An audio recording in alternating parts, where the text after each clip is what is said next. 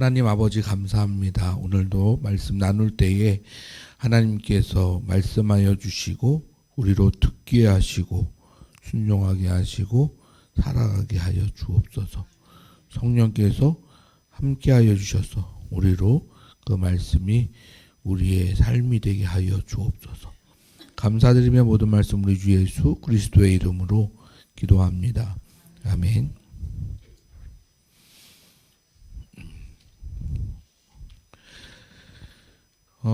유대인들의 대제사장과 또 장로들이 빌라도에게 예수님을 법정에 넘기죠. 그랬을 때 빌라도가 죄를 발견하지 못했음에도 불구하고 그를 사할 수 있는 능력이 있음에도 불구하고 자신이 살고자 하여서 밀란이 일어나고 폭동이 일어나는 것을 두려워하는 마음으로 결국에는 넘겨줬죠. 그래서 그를 십자가에 못 박는 결론을 내리게 되어집니다. 그리고 나서 이제 예수님이 이제 관정 안으로 들어와서 끌려오게 된 거죠. 그리고 나서 그때부터 온갖 조롱과 폭력과 불법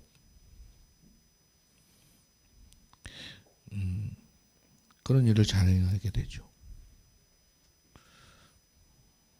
오늘 27절부터 49절까지에 있는 그 사건에 보이지 않는 먼지와 같이 가득 차 있는 그 배경에는 불법과 거짓과 폭력입니다. 어둠으로 가득 차 있는. 빛은 어디 가 있을까요? 빛을 비추라고 가르쳤던 제자들은 다 도망갔죠. 거기에는 불법한 자들만. 그래서 오늘 나오는 주인공들을 보면 일단 병사들이 있죠. 병사들이 그 관정에서 예수님을 모셔다 놓고는 옷을 다 벗기고 홍포를 입히는 거예요. 홍포는 왕이 입는 옷이거든요. 그러니까 완전히 왕놀이를 한 거예요. 왕놀이. 예수님의 옷을 벗고 홍포를 입히고 머리에는 가시관을 엮어서 만들고 그리고 손에는 홀이 뭔지 알죠? 손에 이게 왕이 들고 있는 홀 있잖아요. 에스더서에 보면 왕이 이 홀을 들지 않으면 왕의 초소에 들어올 수가 없어요. 왕이 가지고 있는 권위거든요. 그걸 뭘로 줬다고요? 갈대를 주고. 얼마나 우스꽝스럽겠어요. 네? 가시면류관을 씌워가지고 머리에는 피가 흐르고 홍포를 입히고 갈대를 이렇게 손을 들게 하고 온갖 희롱이 있었죠. 그리고 다시 이제 폭력입니다. 31절에 보면 홍포를 벗기고 그 옷을 입혀 십자가에 못 박으려고 끌고 나가니라. 폭력이 있죠.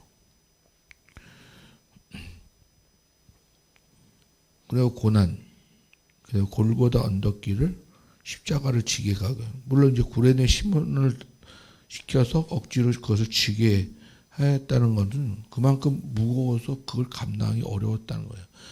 그런 고난을 주었다는 거죠.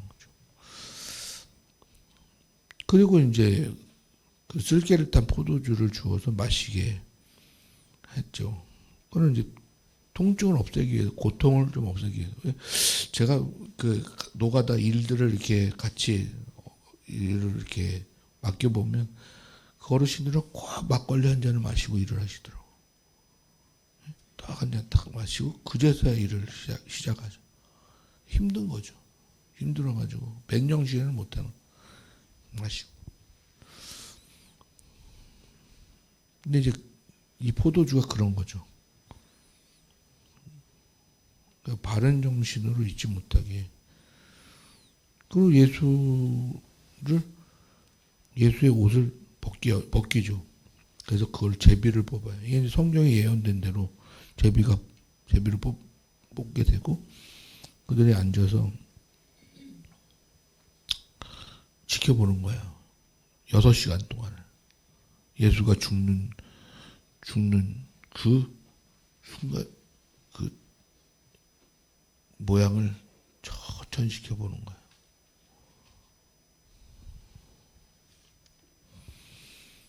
그리고 이제 양쪽에는 강도들이 양쪽에 이렇게 있고 아주 십자가 형틀은 아주 그 최고의 죄에 대한 형벌이에요. 그래서 강도들은 아주 악독한 강도들을 얘기하는 거예요. 그 강도들이 좌우에 있고 그 다음에 지나가는 사람 1 있죠. 우리 연극에 보면 지나가는 사람 1 이렇게 나오잖아요. 지나가는 사람들이 뭐라고 그래요? 고개를 절레절레 흔들면서 예수를 모욕하죠. 뭐라고요? 이르되 성전을 헐고 사흘에 짓는 자요. 내가 만약 하나님의 아들이거든 자기를 구원하고 십자가에 내려오라. 십자가에 내려오라. 네가 하나님 아들이라며. 성전을 헐고 3일 만에 짓는다며. 그런 권위 있고 능력이 다 어디 갔느냐. 고개를 흔들면서. 그리고 이제 종교 지도자들, 대제사장들과 서기관 장로들 이제 자기의 목적을 달성을 했어요. 나는 이 사람들이 제일 양심이 없는 사람이라고 생각해요. 알면서도 아니 그렇게 기다려왔던 메시아의 특징을 너무나도 잘 아는 사람이잖아요. 이 사람들은. 그런데도 불구하고 이사야서 54년 늘 외우며 다니는 사람들인데 그 힘없게 죽는 메시아가 오는 모양을 예언되어진 모양 그대로 예수가 죽고 있는데 그걸 갖다가 자기네들 기득권을 지키기 위해서 이 거짓으로 포장해가지고 결국은 자기네들 성취를 하는 거예요. 불법으로. 그리고 나서 희롱하는 거죠.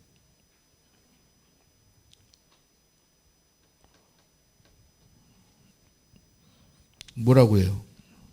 42절에 그가 남은 구원하였으되 자기는 구원할 수 없도다. 이스라엘 왕이로다. 그래서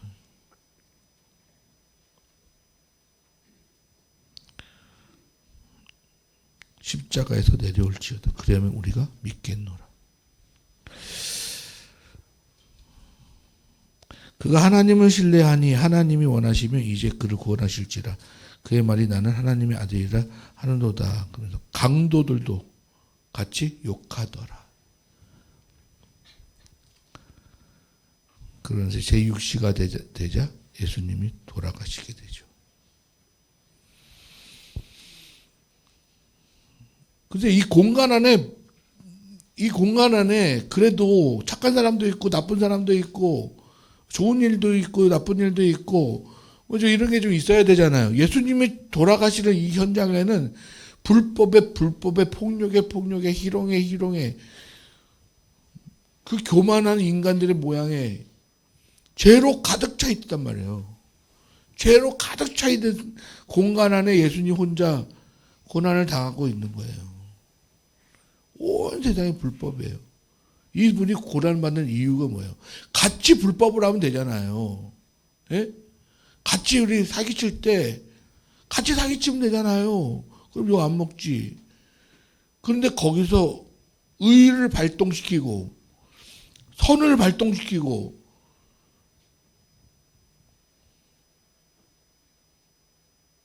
인간들을 기쁘게 하는 삶을 살면 되는데 거기서 하나님을 기쁘게 사는 삶을 어떻게 사는가를 이야기를 하고 내가 사람들 앞에서 옳다는 일을 행하고 기뻐하는 일을 행하는 게 옳으냐 아니면 하나님을 기뻐하게 하는 삶을 살아가는 게 더 옳으냐 하면서 하나님의 일에 대하여서 하나님에 대하여서만 기뻐하는 삶을 산단 말이에요. 그러니 미움을 사죠. 그의 삶이 어떤 삶인지를 우리가 이 죄로 가득 차 있는 요 현장 속에서 볼 수 있어야 되는 거예요. 아니 그거 무슨 삶을 살았어요? 예수가 무슨 삶을 살았어요? 솔직히 말해서 가난한 자들 위해 왔지, 병든 자들을 위해 왔지, 죄인들을 위해서 왔지. 당신의 것 다 퍼줘가면서 자기 거는 또 갖지도 않아요. 자기 집을 만들지도 않아요. 자기 재산을 챙기지도 않아. 나그네로 살았죠, 이 땅에서 3년 동안을.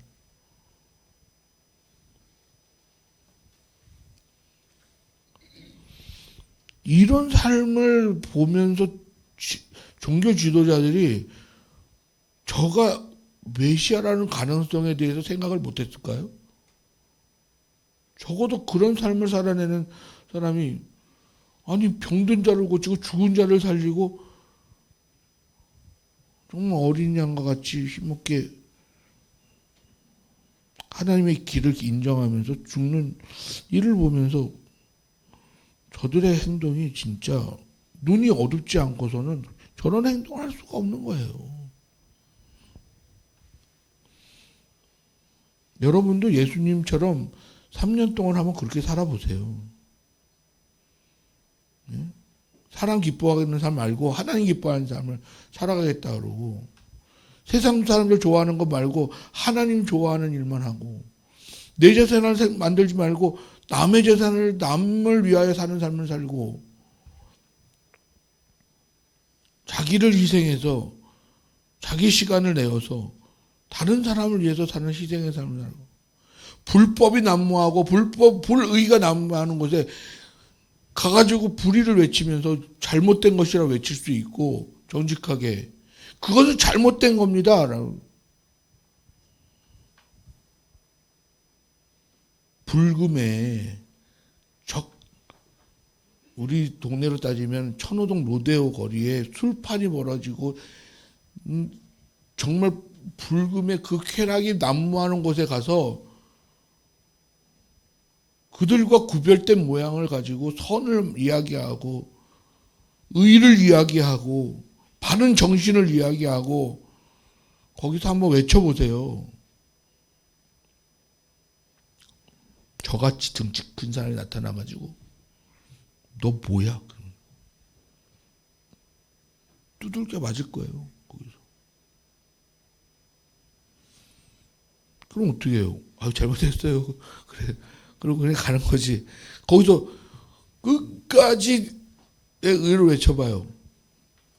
살아남을 수가 있나? 그 이틀 되고 3일 되고 한 달 되고 1년 되고 3년이 돼봐요. 그러면 사람들이 저 사람 뭐지? 이런 고개를 갸우뚱갸우뚱 하겠지만, 그러나 자기네 것에 대해서 버리진 않아요. 똘똘 뭉쳐서 자기의 힘으로 자기의 수치를 감추기 위해서라도 그 사람을 죽이죠. 예수가 이 공생애 동안 어떻게 어떤 생각과 어떤 행동을 하였는지를 짐작할 수가 있잖아요. 이 종교 지도자들의 행태를 보고, 이 불법이 난무한 빌라도의 이 불법, 분명히 행동으로 봐서는 무죄인데 그걸 갖다가 내가 밀란이 일어나면 나 죽게 되니까 안 돼. 그러니까 너희들 알아서 해. 그리고 손을 씻으면서 자기하고는 상관이 없다 이렇게. 로마 병사들은 조롱하고, 지나가는 사람들은 고개를 절절르면서 조롱하고, 거짓으로 진리가 무시된 세상이란 말이야. 보여지는 것만 인정하고 보이지 않는 세상을 인정하지 않는 그런 시간을 보내고 있어요. 예수님 혼자. 그때 오는 게 뭐예요? 그때 오는 게 하나님의 심판입니다. 노아의 홍수 때 죄로 만연되었더라. 죄가 가득 차 있었잖아요, 사람들이. 진리가 들어갈 틈이 없어요. 그러면 진리를 들고 산 사람은 뭐라 그래요? 미친놈. 노아를 미쳤다고 그랬어요. 그렇죠. 미쳤죠. 물로 심판한다 그러는데 이렇게 행복하고 이렇게 정말 행복한 세상을 살고 있는데 땅의 행복을 누리고 있는 이 세상에 물로 심판한다 그러다니 이 쾌락적이고 육적으로는 쾌락에 막 물들어가지고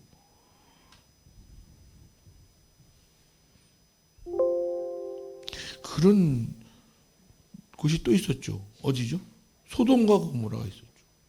소돔과 고모라도 얼마나 발전된 도시란 말이에요. 거기도 그 당시에 그 지역에 엄청나게 발전된 도시. 오죽하면 롯이 거기로 갔겠어요. 너가 좋은 곳을 선택해라 그랬더니 거기 갔어요. 뭐가 있어요? 심판이 있다고요. 아니 의로운 사람 하나를 두었더니만 거기에 들어와 가지고 그 사람을 달라하고 죽이려고 해요. 또 뭐가 어디 있었어요? 가나안 땅.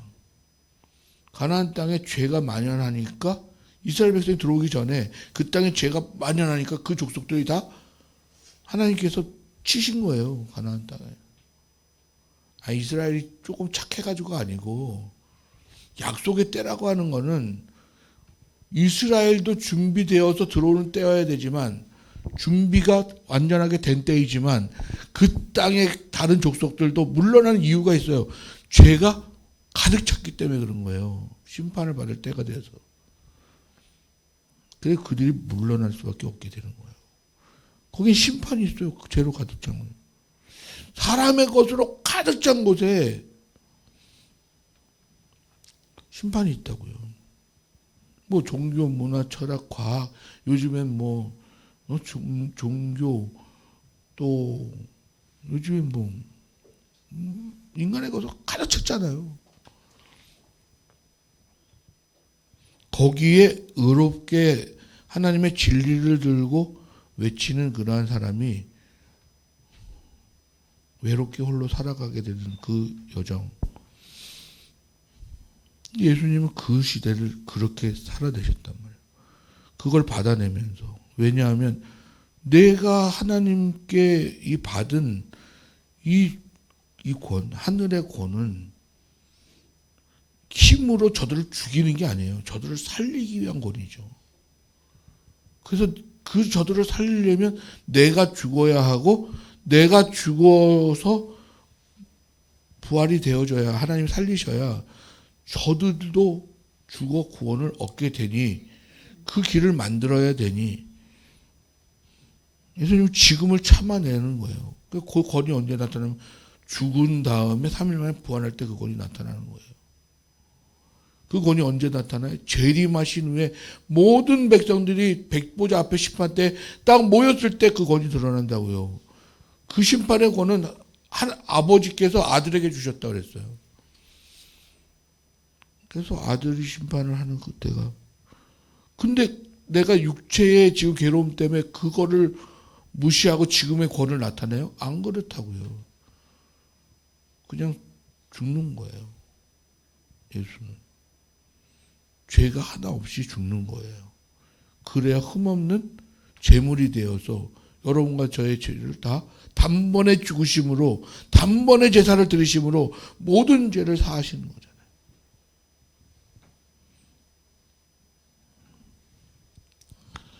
단지 아쉬운 것은 그때 빛으로 준비됐던 자들이 다 도망갔다는 거예요. 오죽하면 구레네 시몬을 데려다가 그 십자가를 대신 지게 하는 그 일을 시키겠어요. 원래 누가 해야 되는 거예요? 베드로가 해야죠, 그거를. 안 그렇습니까? 베드로가 해야지 누가 해요, 그거를. 요한이 할 수도 있죠. 근데 성질이 워낙 급해서 베드로는 만약에 거기 있었으면 자기가 한다고 그랬을 거예요. 자기가 해야죠. 근데 그랬다가 같이 십자가에 못 박혀 죽게 생겼는데 그러니까 도망을 가는 거예요. 자신들의 구원관과 다른 예수의 구원관은 달랐기 때문에 그들은 예수를 놓은 거예요. 자기네들은 예수님이 물리적 왕이 될 줄 알았어요. 저 따르는 사람을 봐라. 그래서 먹고 마시는 것도 해결해 주셨죠.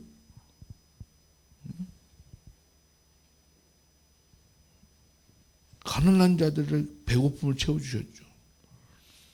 병든 자를 고쳐주셨죠. 어느 날 자연을 다스려서 풍랑을 일어나는데 잔잔케 하시죠. 우와, 이런 지도자가 나오게 되면 저 로마 정도는 그냥 별거 아니다.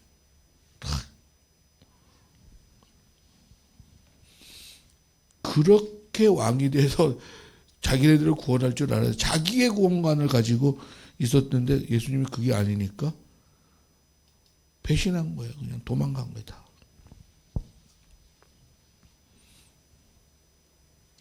그 예수님만이 인류의 유일한 빛이 된 거예요. 그래서 혼자. 근데 그것을 이겨낼 수 있었던 것은 장차 나타날 부활의 영광.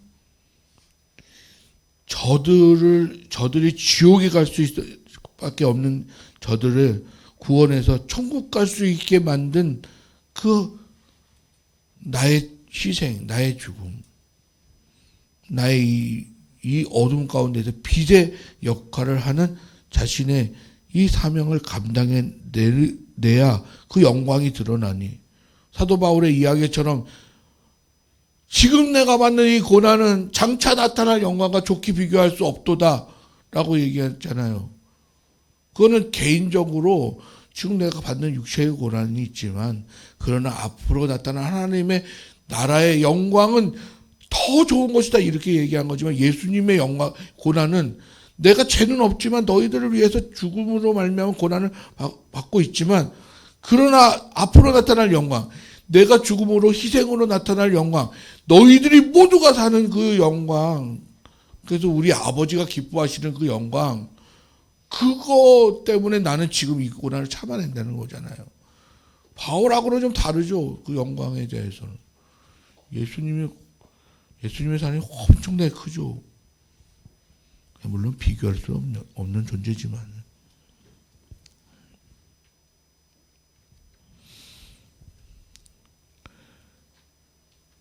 예수님의 삶은 그 생각과 그의 행동은 하늘의 포커스에 맞춰져 있는 삶이지 땅의 포커스에 맞춰져 있는 삶이 아니에요. 하나님께 포커스를 맞춰준 게 인간에게 포커스가 맞춰진 것이 아니란 말이에요. 내 뜻에 포커스가 맞춰진 게 아니라 하나님의 뜻에 포커스를 맞추고 살아갔던 그런 사람이란 말이에요. 그렇기 때문에 이 세상에 어떤 유혹이 와도, 세상에 어떤 고난이 와도 타협하지 않는 거예요. 그 오늘날 우리가 이제 이 사순절 기간에 맞이하는, 예수님을 맞이하는 우리의 태도가 어떻게 되어야 되느냐, 이걸 하는 거예요. 또 동일한 시대에, 아니 매 시대마다 동일한 어둠이 가득 차 있어요. 그때에 오시는 예수님을 우리는 어떻게 맞이할 것이냐라는 거예요. 2000년과 같이 그 빛들이, 준비된 빛들이 다 도망가야 되느냐 이거예요. 교회가 다 무너져가지고 그냥 불법에 타협하고 물질에 타협하고 육체의 쾌락에 타협하고, 예수님은 완전히 다른 길을 걸어가고 계시는데 혼자 그것에 대해서 우리는 무시하고 아무런 관심도 없이 내 복만 바라고, 나의 즐거움만 바라고, 나의 유익함만 바라고 교회를 다니냐는 거예요.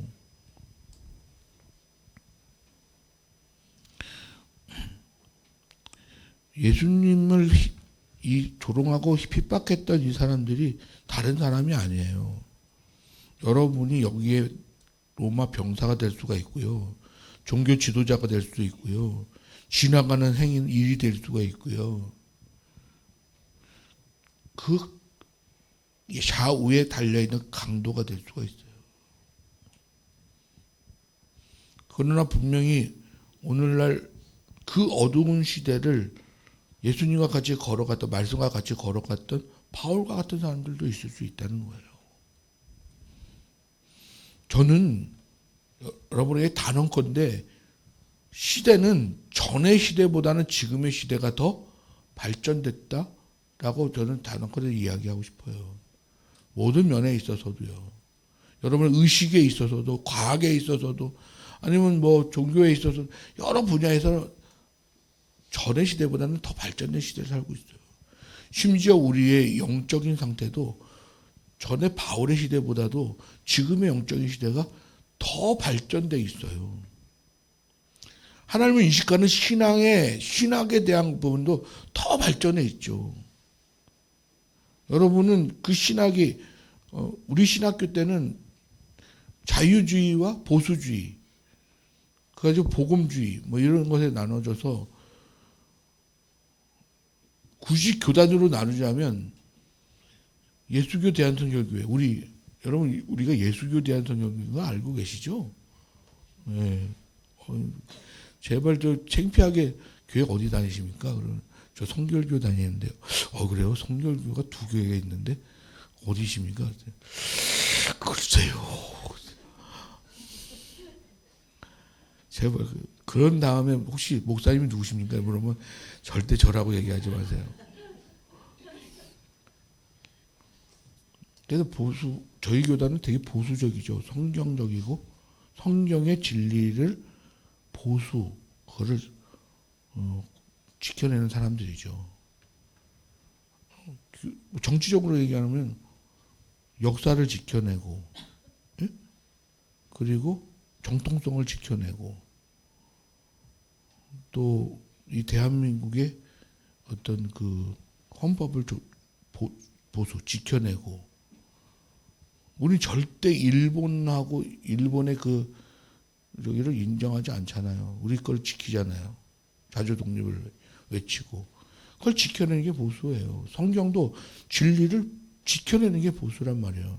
근데 이제 자유주의라고 하는 게 이제 들어왔는데, 자유주의는 조금 이렇게 성경을 해석하는 데서 조금 자유롭게 해석하는, 과학적이고 좀 이렇게 합리적으로 설명하는, 뭐 예를 들어서 홍해가 있는데 홍해를 조금 위지대로 가면 늪지대가 있는데 늪지대를 이렇게 걸어서 갔다, 뭐 이런 얘기도 있고, 뭐 하여튼 좀 자유롭게 이제 해석하는, 처녀가 잉태한즉 잉태하여서 성령으로 예수를 낳았는데, 근데 이 처녀라는 이 버질이라는 단어를 쓰지 않고 그냥 여성으로 쓰는 그런 번역서가 있어요. 그런 것들에 대해서 좀 자유롭고 이런 게 있어요. 예를 들자면, 근데 제가 지나와 보니까 그것이 나쁘다 얘기가 아니고, 그러니까 그런 거를 이제 주로 이제 많이 이야기하는 데가 이제 뭐 감리교 같은 경우도 아주 진보적인 데는 되게 진보적이죠. 그리고 조금 요 위에 있는 교회, 한국 기독교 장로회 이런 데는 되게 행동적이고, 아니 앉아서 기도하지 말고 나가서 행동해라, 이런 걸 많이 가르치는 한국 기독교 장로회 같은 경우. 그리고 이제 뭐 저 부산 내 고려 신학 때는 되게 보수죠. 우리 예동만큼 보수 신학이죠. 근데 시대적 역동성은 보수들이 좀 낮아요. 보수들 오히려 그냥 앉아서 기도해야지, 나가서 행동하는 게 좋다고요. 근데 지나 보니까 그게 아니고 모든 것에 있어서 앞으로의 완성될 나라의 과정 속에 있는 거예요. 하나님을 알아가는데 더 과정. 나쁜 것이 아니고 그 과정을 겪어서 성장통을 겪어서 성장하게 되어지는 거예요. 그러니까 우리가 이 시대에 과연 어떻게 이 기독교의 이 신앙, 예수님의 이 행동과 같이 진리를 지키고 그것을 나타내고 그것을 따라가는 데 있어서 세상은 점점 그것에 대해 대적해가고 육적인 쾌락과 세상의 좋음에 빠져서 하나님을 잃어가고 있는데, 그때의 교회는 어떤 역할을 지금 하고 있고 어떤 위치에 있느냐라고 하는 것을 돌아봐야 된다는 거예요. 과거에처럼 예수님이 혼자 이 길을 걸어가게끔 놔둬서는 안 된다라고 하는 거예요. 왠지 아십니까? 여러분 성령이 하는 역할이 뭔지 아십니까? 성령은요, 육과 영이 하나가 되는 역할을 하는 게 성령이에요. 성령이 여러분 오셨기 때문에 여러분이 하나님의 나라에 갈 수가 있게 되어지는 거예요. 영이 육을 이해해 가지고 또 육이 영을 이해해 가지고 그것이 영으로만 가능할 수 있어요. 엄밀히 따지면 예수의 역할은 다른 영역이에요. 예수를 믿어 구원을 얻는 건데 성령은 육과 영의 교통함을 하게 만드는 거예요. 그래서 성령이 여러분에게 계시기 때문에 그 성령으로 말미암아서 여러분이 지금 예수와 같이 예수를 혼자 걸어가기는 안 되고 제자들 왜 도망갔어요?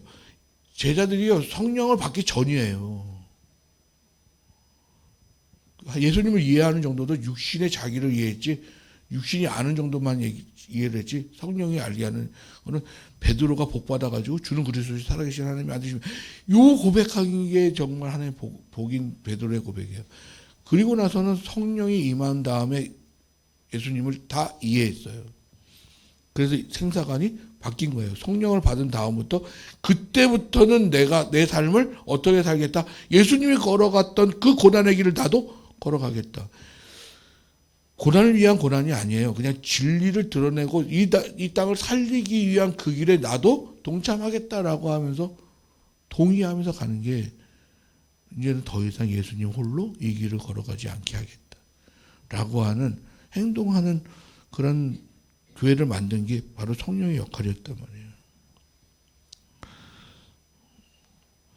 정말 진짜 이 예수님의 요 사건에 그 어둠에 가득 찬 모양 숨도 못 쉬겠는 진리가 숨도 못 쉬겠는 그 공간에 지금은 어떨 것 같아요? 지금도 마찬가지죠. 이 공간에 좀 세련되게 불법으로 가득 차 있어요. 지금은요. 아름답게 불법으로 가득 차 있어요. 근데 여러분이 거기에 막 혹하고 넘어간 게 되게 많은데 편하고 좋고 막 이런 거. 저도 TV 되게 좋아하는데 TV에 빠져가지고 프로야구가 드디어 시작됐더라고요. 그래가지고 큰일 났다 이제.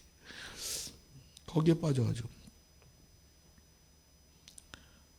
그래서 내가 의를 지켜내기 위해서 예수님과 같이 걸어가는 성령과 함께 동의하면서 2025년도에 이 사순절에는 예수님이 홀로 걸어가신 그 외로운 의의 길 그 캄캄한 불법의 세계를 예수님이 홀로 걸어가시는 너희들을 사랑함으로 걸어가는 그 사랑의 마음을 우리가 좀 이해를 하자고요. 좀 동의를 하고 그래서 이번에는 성령께 기도하면서 이 길을 우리가 같이 걸어가겠습니다. 고난 당하더라도 손해는 보더라도 내 육적으로 쾌락과 즐거움이 좀 덜하더라도 이 길을 같이 걸어가겠습니다라는 거 하는. 그래서 우리 주님 얼마나 기뻐하실까. 기뻐하시는 그러한 사순절, 기뻐하시는 그러한 주님의 동행자가 되어지는 더 이상 예수님이 외롭게 그 길을 걸어가지 아니하시는 그러한 2025년도의 사순절, 고난주간 그래서 그 부활의 영광을 맞이할 수 있는 그 복을 받을 수 있는 저와 여러분 되기를 간절히 소망합니다. 기도하겠습니다. 하나님 아버지 감사를 드립니다. 예수를 못 받기 위해서 그들이 끌고 나갔는데 그 예수를 끌고 간 그 길이 결국 구원의 길이 되었습니다. 아버지 하나님 그것을 예수님이 알았기 때문에 그들이 그 길을 순종했던 것을 우리가 압니다. 또 우리가 오늘 2025년도에 걸어갈 예수님의 그 길이 또 우리의 길로 선포하면서 걸어갈 때에 그 길이 구원의 길이기에 내가 받는 고난의 길이 구원의 길로 되어지는 것이기에 그것을 같이 맞이할 수 있는 주님과 함께 동행할 수 있는 주님이 기뻐하시는 삶을 살아드리는 귀한 사순절과 고난주간과 또 주님의 부활의 영광을 맞이하는 날이 되게 하여 주옵소서. 감사드리며 모든 말씀 우리 주 예수 그리스도의 이름으로 기도합니다. 아멘. 찬송가 260장 하시면서 준비하신 예물 드리도록 하겠습니다.